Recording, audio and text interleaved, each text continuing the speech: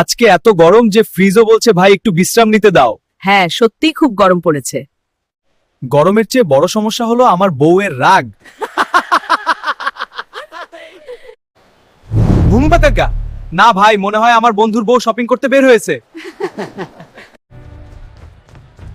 কে আমার সামনে প্লেট ভেঙেছে?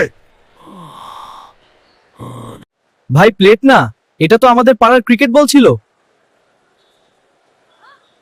সকাল থেকে খাইনি, খুব ক্ষুধা লেগেছে। তাহলে চলেন ভাই, চা আর সমোসা খাওয়াই। সমস্যা কয়টা? আপনার জন্য 2টা। দুইটা দিয়ে আমার দাঁতও ভরবে না। ঠিক আছে ভাই, আপনি সমোসা খান, বিলটা কিন্তু পাড়ার সবাই মিলে দিব। তাহলে আমি আবার রাগ করব।